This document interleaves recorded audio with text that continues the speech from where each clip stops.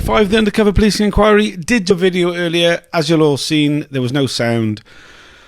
Really sorry about that. My technical abilities failed me. But it was end of day 45, the Undercover Policing Inquiry, Tranche 2, Phase 2. We've heard the live evidence of HN69, former Detective Chief Inspector Malcolm MacLeod, who was DCI of the Special Demonstration Squad from November 1986 until September 1987. I'm joined by Eveline Lubbers of the Undercover Research Group, who was watching the live evidence at the same time I was. What did you make of what you had to say, Eveline?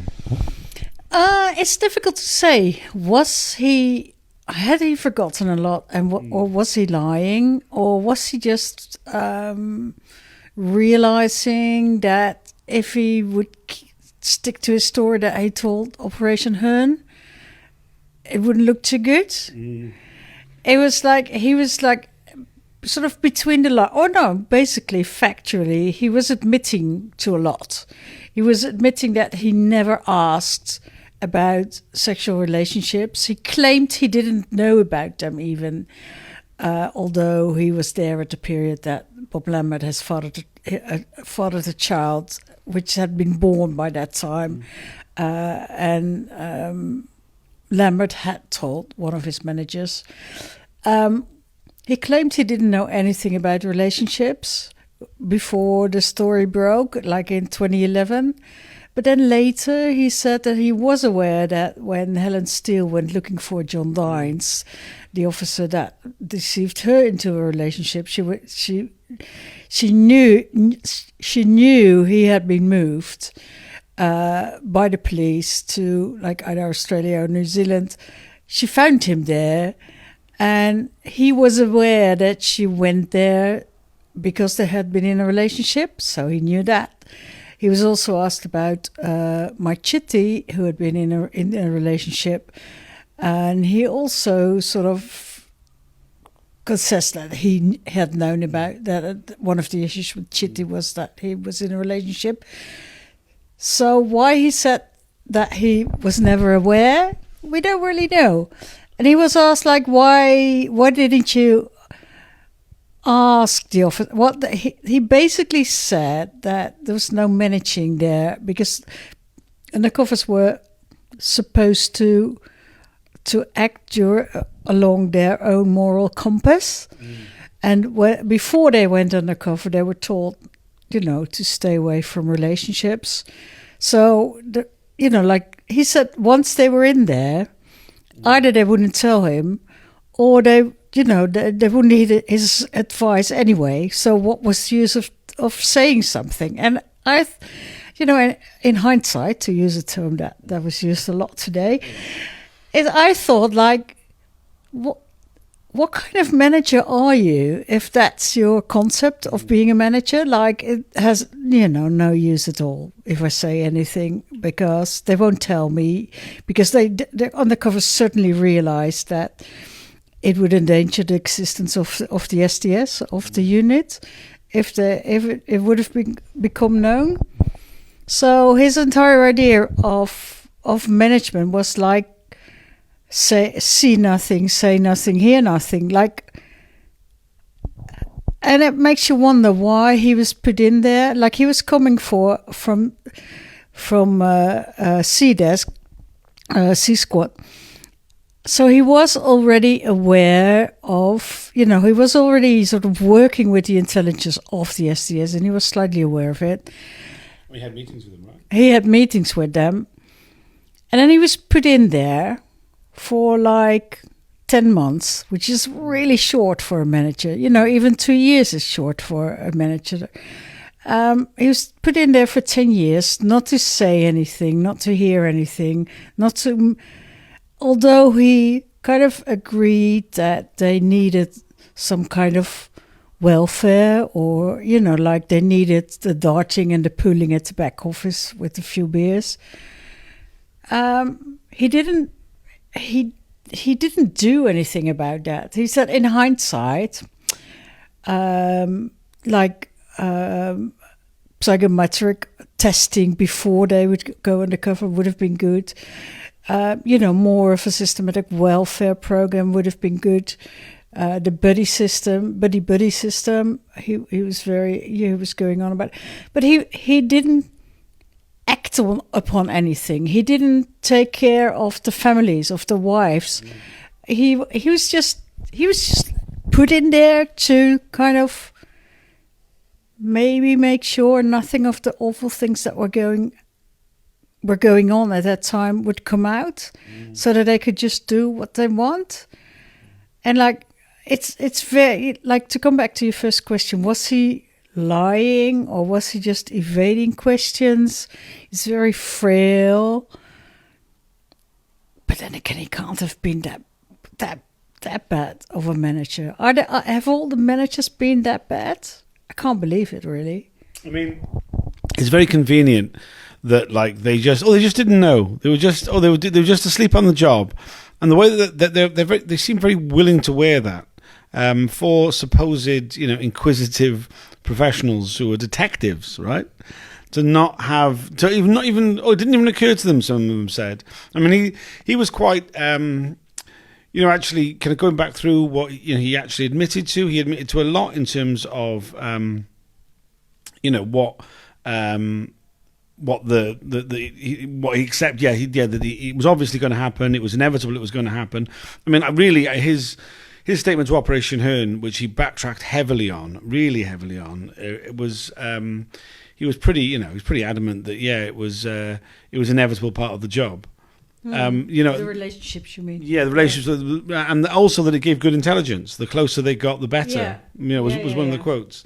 It really suggests to me that he's lying when he says that he was this incompetent, and he's just trying to present himself as someone who made some honest mistakes, as opposed to someone who was deeply embroiled in this behaviour and was fully aware of it. I thought there was a couple of tidbits today which I haven't really picked up on about the fact that his wife at the time and Bob Lambert's wife worked together. At the time, yeah. Well, I think his wife still, but Bob Lambert's wife at the time, they were both nurses. So he couldn't say that he really did not communicate with Bob Lambert as a it was like, why was that mentioned? Because it did not become clear whether they socialized or not. There were some other things that when he was referring to the STS, he said they were like a bunch of very reliable boys and girls. Whether he said girls because he had by now finally learned that there's also women in this world, or that we need to look at how the composure of the unit at that time. Were there female undercover officers that we don't know of, or did he just mean the back office or the typist? I don't know. No, it seemed like he meant the spy cops. So maybe there were female spy cops as well. Yeah, his some of the stuff he came out with, he really clearly, he made a lot of what a good job they were, how admirable it was, how much sacrifice they'd made, all this stuff, and then but also he had to admit that they would be disreputable and all these other things, and he sort of like managed to hold those things at the same time. I also think it's really telling that he came from the alternatives desk in C Squad, that he was having meetings with Mike Chitty, Bob Lambert, Eric Docker, and I mean he admits to one meeting. There's suggestion there may have been more. He says he couldn't remember. Before he goes into the unit, the time that he's in the unit is when Bob Lambert is running this ALF cell and engaging in criminal damage in order to get himself into the ALF inner circle, that he's trusted in some way by other people who are doing similar sorts of incendiary device attacks. There's something very dodgy about his. Yeah, we're gonna, I think we kind of got through the sexual relationship as an issue today, and that the entire Debenham story with incendiary devices and what the management knew about that or not is going to be the topic of tomorrow, and I'm very much looking forward to see him wriggling himself in or out of that. I don't know. Yeah, absolutely, and explaining away that huge gap in the intelligence. There's a lot to come tomorrow. Is there anything else you want to add about today? Well, there was a lot of it's sort of a long time they talked about why officers had to be married.